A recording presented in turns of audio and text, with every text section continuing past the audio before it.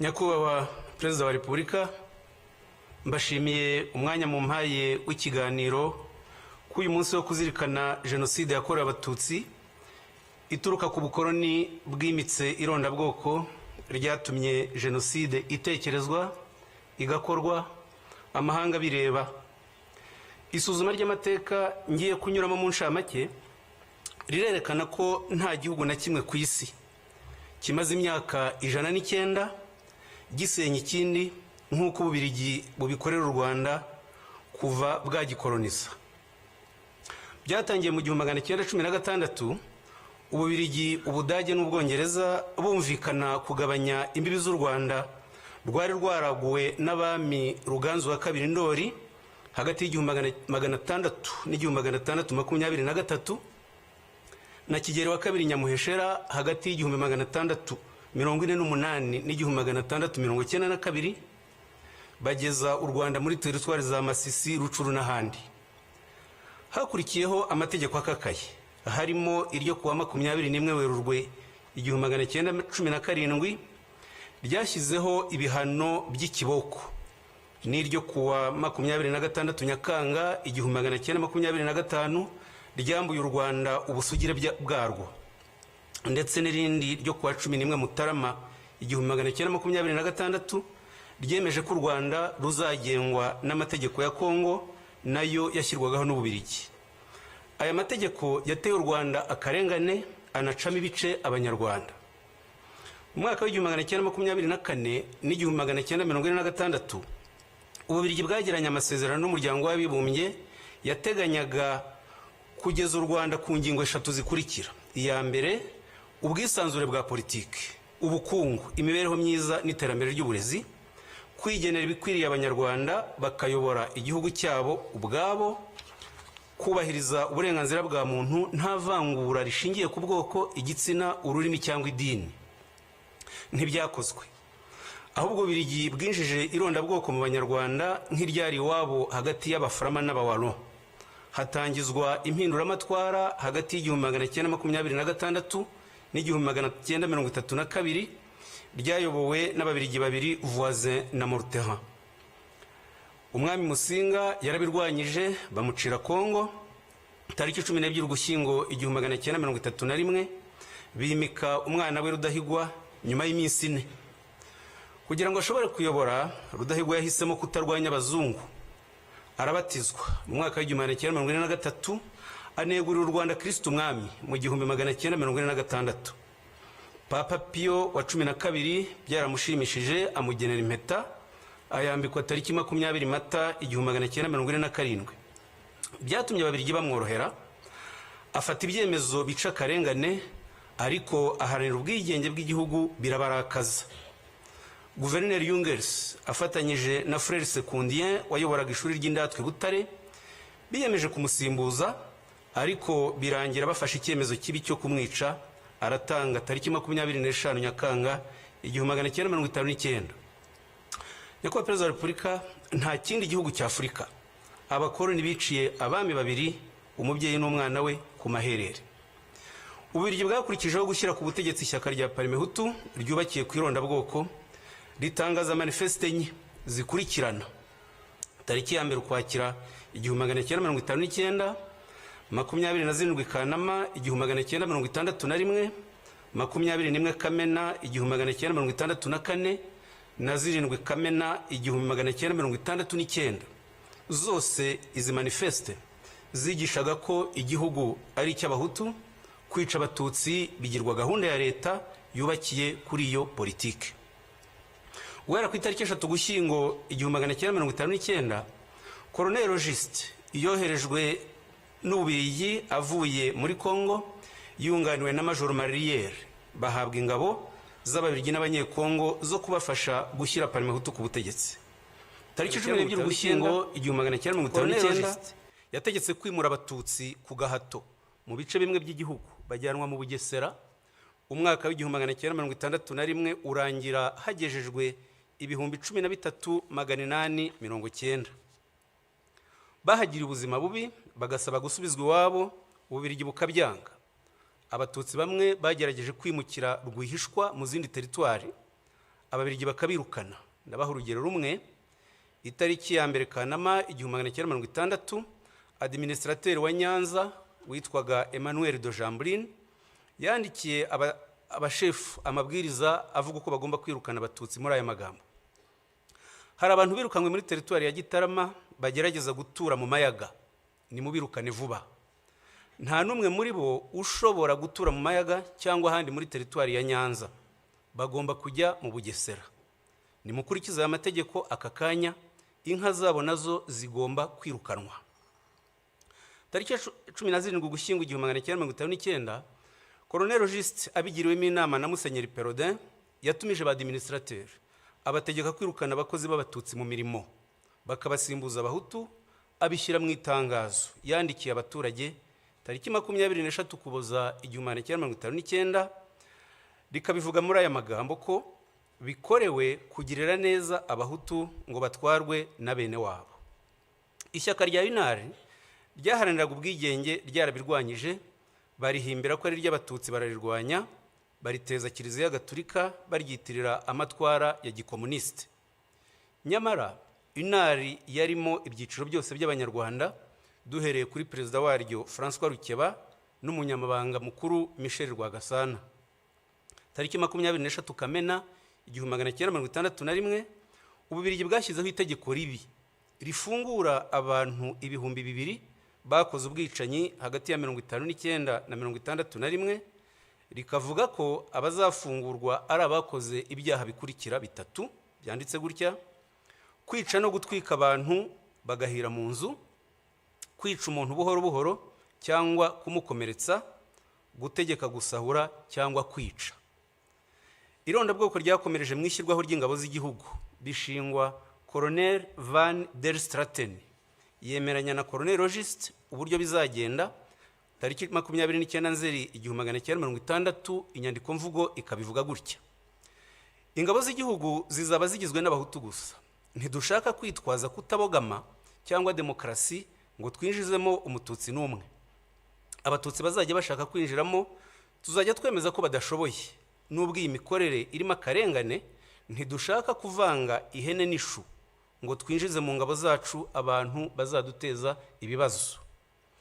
Iperereza ry'Ububirigi ryagize impungenge ku miterere y'izo ngabo, rirabyandika ku itariki 30 Mata 1961 muri aya magambo: mu Rwanda itoranwa ry'ingabo z'igihugu rikurikiza kwinjizamo abahutu bonyine. Iyo zigiye mu kazi zishyira imbere kuba ari abahutu kurusha inshingano za kinyamwuga zagombye kuranga umusirikare n'umupolisi. Turasanga bidakwiye kubashinga akazi k'umutekano. Byageze aho General witwa Document wayoboraga urwego rw'abaofisiye b'Ububirigi abyandikira Minisitiri w'Ingabo tariki 27 Ugushyingo 1961 muri aya magambo ati: gutsimbarara kuri politike yo gushinga ingabo z'u Rwanda uburinzi n'umutekano imbere mu gihugu ni ugutera ikibazo cy'uko nizikora ubwicanyi Loni ishobora kuzita jenoside, tuzahura n'ingorane zo gushinjwa ubufatanyacyaha. Muri Werurwe 1962, ingabo z'u Rwanda zatangiye ubwicanyi Ibyumba, zica abatutsi barenga 2,000 barimo umuforomo wabavuraga Claver Ndejuru wiciwe Ngarama, byandikwa mu binyamakuru by'amahanga. Mu Kuboza 1963, ingabo z'u Rwanda ziyobowe n'abofisiye b'Ababirigi Dubois, Florquin, Turpin na France zisha abatutsi benshi mu gihugu barenga 35,000. Abadiplomate, abamisiyoneri, abakozi n'itangazamakuru mpuzamahanga n'abashakashatsi bahurije kwemeza ko ari jenoside. Ingero nkeya: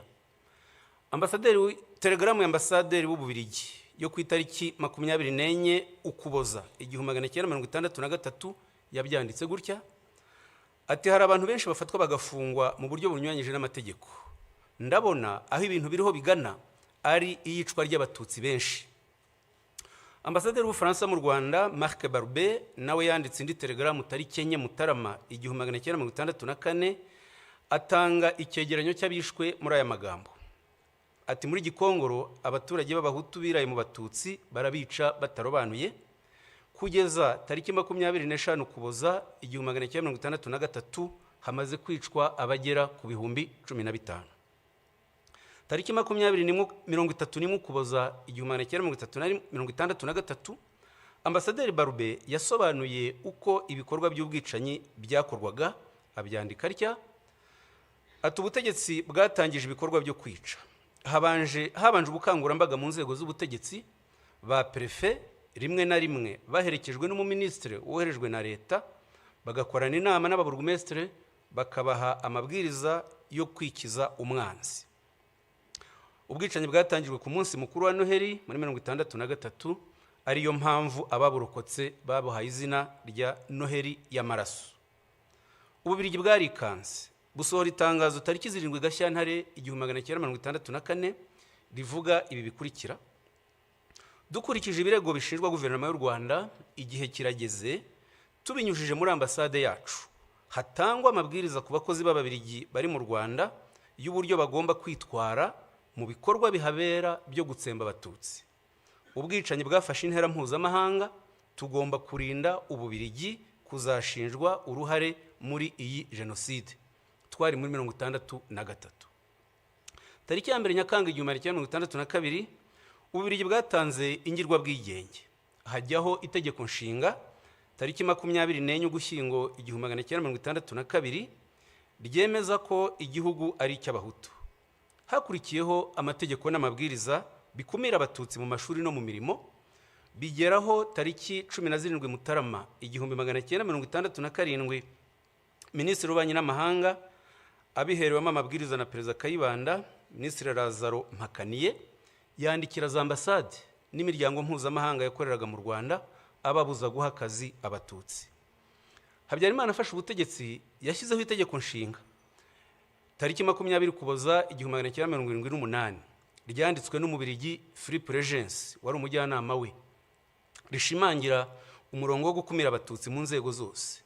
Mu Kwakira 1982 Ubugande bwirukanye impunzi z'Abanyarwanda zigeze mu Rwanda, u Rwanda narwo ruzisubiza i Bugande. Ako karengane nyuzemo mu ncamake katumye FPR ivuka, itangiza urugamba rwo kubohora igihugu mu Kwakira 1990. Ububirigi, Ubufaransa na Kongo bohereje ingabo zirwanya FPR. Habyarimana asubiramo abitangariza itangazamakuru ko impunzi z'Abanyarwanda zitazataha mu mahoro. Arabivuga ku itariki ya 2 n'iya 4 Ukwakira muri aya magambo ati: aho kubaha agace k'ubutaka bwacu uko kangana kose, tuzemera turwane kugera ku wa nyuma. Abatutsi barashaka kugarura ubundi buhake kugira ngo bigarurire aka karere. Ntabwo twabona aho tubashyira, nta gukomeza kwitwaza ubuhunzi, bazake ubwene gihugu aho bari muri Uganda na Zaire. Nibwo bazemererwa kuza mu Rwanda, nabwo igihe kigufi baje gusura bene wabo. Mu gihe cy'imyaka 4 hagati y'1990 n'1994 leta ya Habyarimana yangishije Abanyarwanda FPR, iyita inyangarwanda, inkoramaraso, abanzi. Bayihimbira ko igamije gutsemba rubanda nyamwinshi. N'abategetsi bamwe b'Ububirigi n'Ubufaransa ntibafataga FPR nk'Abanyarwanda. Tariki 3 Gashyantare 1991 Amiral Langsade wari umugaba mukuru w'ingabo z'Ubufaransa akaba n'umujyanama wa Perezida Mitterrand yamwandikiye inyandiko avuga ko FPR igizwe n'Abagande b'Abatutsi. Yongera kumwandikira indi nyandiko tariki 22 Mata 1991 yita FPR inyeshyamba z'Abagande b'Abatutsi. Iyi myumvire ni nayo yitirirwa M23 muri iki gihe, kwima rero itsinda ry'abantu uburenganzira bwo kuba iwabo bazizwe ubwoko bwabo n'icyaha kigize jenoside. Ubufaransa bwarabishyigikiye ndetse bufatanya n'Ububirigi. Ububirigi butanga imbaraga za politike ku buryo ishyaka rya IDC ryashyigikiye MRND no mu bwicanyi yakoraga. Ku matariki ya 17 na 18 Mutarama 1991 IDC yakiriye intumwa za MRND ziyobowe n'umujyanama wayo wa Perezida Habyarimana Enoch Ruhigira, zakirwa na Minisitiri w'Intebe Wilfried Martens. Umuyobozi ushinzwe politike muri IDC Alain de Brouwer yarabimushimiye mu ibaruwa yo ku itariki 28 Mutarama 1991, anandikira Minisitiri w'Ububanyi n'Amahanga Mark Eyskens amusaba gufatanya bakarwanya FPR Inkotanyi. MRND yashyizeho abahuzabikorwa b'iyi gahunda, Karwera Mutwe Speransia na Ferdinand Nahimana muzi wabaye ruharwa mu itegurwa rya jenoside no mu buyobozi bwa RTRM. Tariki 12 Werurwe 1993, umunyamabanga mukuru wa IDC André Louis yanditse ashyigikira ijambo Leo Mugesera yavuze rihamagarira kwica abatutsi ku Kabaya. Tariki 21 Mutarama 1993, André Louis yagiye mu Bufaransa kubonana n'abayobozi b'ishyaka rya Perezida Mitterrand, bumvikana gushyigikira MRND mu buryo bwose. Babikoraga bafite ibimenyetso byose ku itegurwa rya jenoside ryakorwaga na Habyarimana na leta ye. Hagati y'itariki 19 Mutarama na 11 Werurwe 1994, Lieutenant Nice wari ushinzwe iperereza mu ngabo z'Ububiligi za Minuar yanditse raporo 29 agaragaza itegurwa rya jenoside ntibyabujije Ububiligi tariki 2 Gashyantare 1994 kwirukana umwamikazi Rosalia Gicanda wivurizagayo, arataha yicwa tariki 20 Mata 1994. Ntibyanababujije gutererana abatutsi bari babahungiyeho muri Eto Kicukiro tariki 11 Mata 1994. Muri Nyakanga 1994, bamwe mu badepite b'Ababiligi bakoreye ubutumwa i Goma na Bukavu, babonana na guverinoma n'ingabo zakoze jenoside, babagira inama yo gushyiraho guverinoma ikorera mu buhungiro n'ishyaka rya politike, babishyira mu nyandiko bise ibigenga itahuka ryihuse ry'impunzi z'Abanyarwanda. Iyi nyandiko yatangajwe tariki 20 Ukwakira 1994, ikaba ariyo ikomokaho FDLR y'iki gihe ikomeje ubwicanyi mu karere ku bufatanye na leta ya Kongo n'ingabo zayo. Nyamara guhera mu mwaka w'ibihumbi 2000, umuryango w'abibumbye wafatiye FDLR ibyemezo birenga 40 bitegeka ibihugu kuyirandura burundu. Ni nayo MONUSCO yahawe inshingano yo kuyirandura, ariko ntibikora, nk'uko Minuar Yunamir muri 1993 na 1994 itabujije jenoside mu Rwanda. Umuryango w'ibihugu by'i Burayi nawe wafashe ibyemezo byo kurandura FDLR, nk'icyo ku itariki 10 Mutarama 2008 n'itariki 8 Ukuboza 2010. N'umuryango wa Afurika yunze ubumwe wafashe ibyemezo nk'ibi, nk'icyo ku itariki 10 Mutarama 2005 mu nama y'abakuru b'ibihugu yateraniye i Libreville muri Gabon. Biratangaje rero kuba hari ibihugu muri 2025 bibeshywa n'Ububiligi bikihutira guhana u Rwanda byirengagije ibi byemezo byose n'ubufatanya bw'icyaha bwa Kongo na FDLR.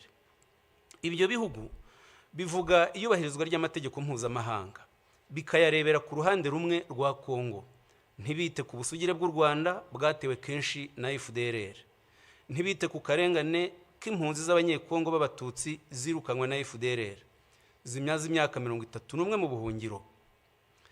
Kongo yita izo mpunzi udukingirizo, le pantin. Ni kimwe nuko hagati ya 1990 na 1994 leta ya Habyarimana n'abambari bayo bitaga FPR Inyangarwanda z'Abagande.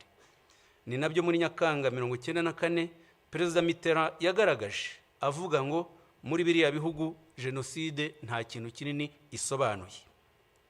Kuva muri Nyakanga 1994 kugeza magingo aya, Ububiligi nicyo gihugu cy'i Burayi gikorerwamo ipfobya rya jenoside yakorewe Abatutsi no kugoreka amateka yayo nta nkurikizi.